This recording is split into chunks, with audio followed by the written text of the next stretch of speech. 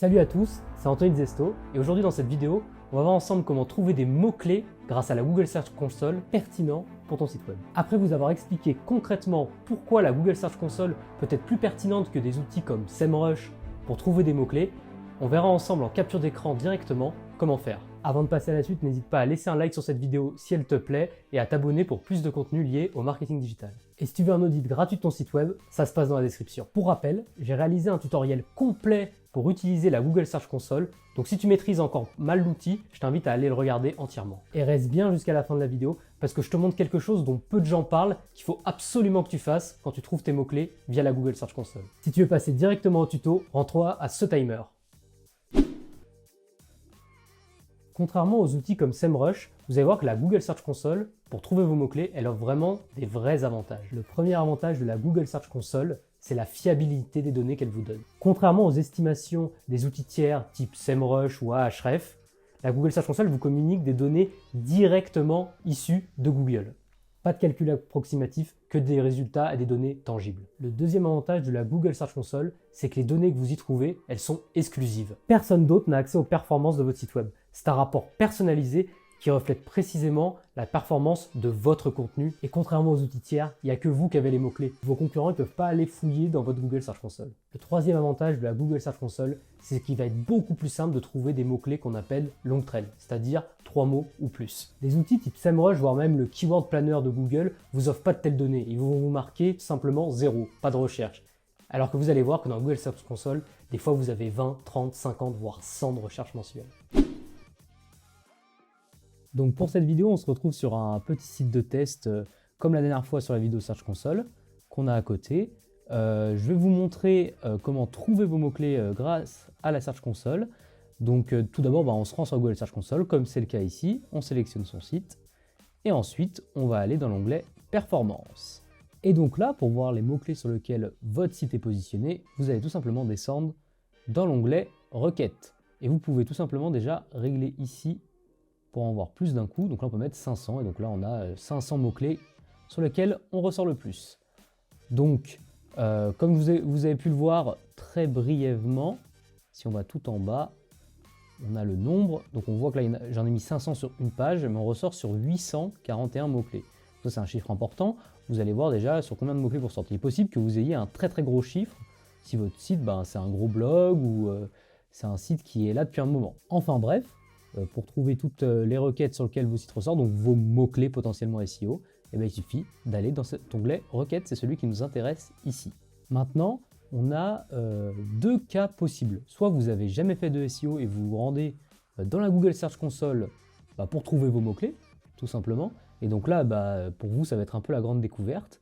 Et donc, je vous invite tout simplement à faire une stratégie de mots-clés à travers tous les mots-clés que vous voyez, et ensuite aller appliquer les différentes modifications SEO pour gagner des places. Donc on a plein de vidéos qui parlent de sujets sur la chaîne, donc si vous voulez aller voir, il n'y a aucun problème. On parle du SEO on-page, off-page, etc. Vous allez tout comprendre sur comment gagner des places sur Google. Donc moi, ce que je vous conseille de faire, peu importe si vous n'avez jamais fait de SEO ou si vous avez vous faites du SEO, mais que vous voulez apprendre à savoir comment vraiment utiliser la Google Search Console pour trouver des mots-clés, c'est d'activer ici la position moyenne. Donc une fois qu'on active la position moyenne, on va savoir pour tous les mots-clés qui sont en dessous, à quelle position on ressort. Et donc ensuite, je vous invite à aller modifier légèrement les filtres si vous avez déjà fait du SEO, parce que le but c'est d'aller trouver des mots-clés sur lesquels on n'est pas très bien positionné et sur lesquels on pourrait éventuellement créer une page ou optimiser grandement une page pour mieux se positionner. Donc pour ça, ce qu'on va faire comme filtre, on va mettre position et on va mettre supérieur à 10. Parce que si on est dans le top 10, c'est sûrement que c'est déjà assez bien optimisé. Et donc qu'on est déjà dans la première page de Google, donc là il y a d'autres optimisations à faire, c'est pas forcément de trouver des mots-clés. Donc on va faire oui, donc on va voir uniquement les pages sur lesquelles on est au-dessus du top 10. Et ensuite, je vous invite également à faire un petit truc qui est important parce qu'il y en a certains soucis avec Google Search Console des fois, quand il y a une seule impression, ça peut être des bugs. Donc on va également faire supérieur à, là je vais mettre 10 impressions pour la vidéo, l'histoire qu'on n'ait pas de trucs bizarres qui ressortent. Et donc voilà, là on n'a que les mots-clés sur lesquels on est au-delà de la 10e place et qui font plus de 10 impressions sur la période qui est donnée, donc là on est sur 3 mois. Et donc là maintenant, si vous voulez juste exporter la liste de mots-clés comme ça, vous allez aller sur Exporter, Google Sheet. Et donc là, il y a tout simplement vous exporter au format Excel votre Google Sheet. Après, vous pourrez remettre vos filtres parce que malheureusement, il ne les prend pas en compte ici, pardon. Dans le Google Sheet, clairement, vous mettez des filtres, j'imagine que vous savez faire, mais c'est pas, vous pouvez chercher sur Google, c'est pas bien compliqué. Donc là, vous avez votre liste de mots-clés comme ça, telle quelle. Mais si on va aller plus loin directement dans la Google Search Console, on continue ensemble. Donc voilà, moi maintenant, j'aimerais trouver des mots-clés qui sont potentiellement intéressants pour mon site web dans le cas où je fais déjà du SEO, c'est-à-dire que j'ai déjà ciblé des mots-clés. Et donc là, je vais tout simplement retourner sur le filtre des impressions, on va mettre supérieur, là on est sur 3 mois, donc j'aimerais que ce soit supérieur à 80, sinon clairement moi ça ne m'intéresse pas. Une fois que j'ai pu mettre mes filtres, que vous voyez pas, qui sont là, avec plus de 80 impressions au cours des 3 derniers mois, c'est un exemple, hein, ça peut être plus, ça peut être moins, ça dépend de votre site, et des positions supérieures à 10, et bien là on voit qu'on se retrouve plus avec 841 mots-clés comme on a vu, mais 48, c'est déjà beaucoup moins. Et donc là, si vous faites déjà du SEO, ce qui peut être intéressant, c'est de comparer vos pages aux mots-clés. C'est-à-dire que si vous avez déjà ciblé ces mots-clés, bon, là, il va falloir faire un travail d'optimisation. On n'est pas dans choisir un mot-clé, vous l'avez déjà choisi, mais vous ne rankez pas assez bien.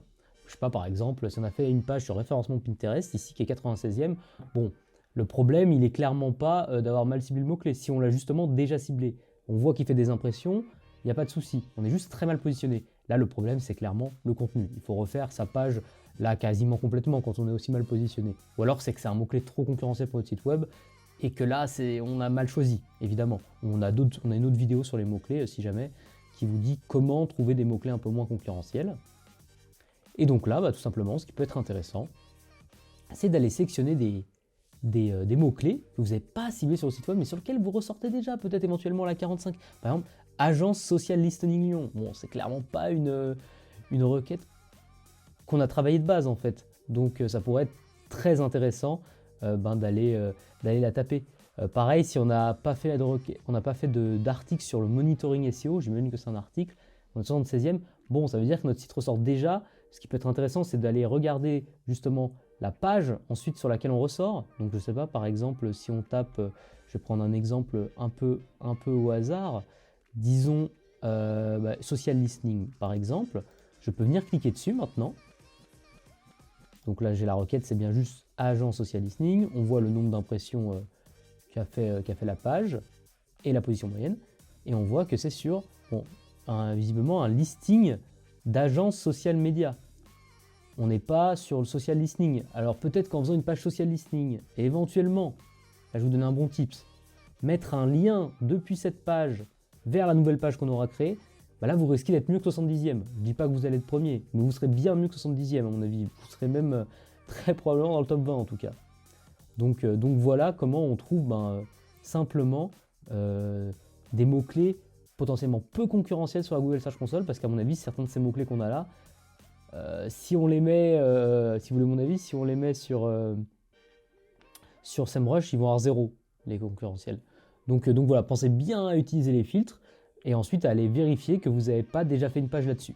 Maintenant, je vais vous montrer la suite de ce process, c'est-à-dire qu'une fois qu'on a sélectionné, justement, je vous ai montré, là on avait plus 48 mots-clés, les mots-clés intéressants, et si on n'a pas déjà fait des pages dessus, parce que sinon on va optimiser ces pages tout simplement, il va falloir faire attention à quelque chose qu'on appelle la cannibalisation, et je vous montre tout de suite comment faire en vidéo. Là, on revient sur notre exemple de agence social listening Lyon, qui était combiné, si vous vous rappelez bien, avec une page qui est un listing d'agence de social media Lyon. Donc le mot-clé, c'était social media Lyon. Donc pour vérifier s'il faut bien faire une page différente avec ce mot-clé-là par rapport à l'autre, on va se rendre sur un outil qui s'appelle, un de page. Donc on va rentrer notre requête et l'autre. Alors pourquoi on va faire ça?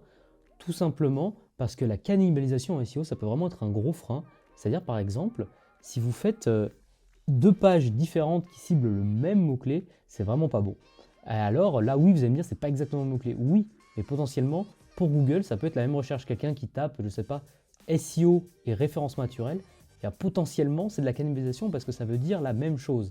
Et là, Google, il peut estimer qu'il faut une page différente ou pas. Ça dépend des requêtes.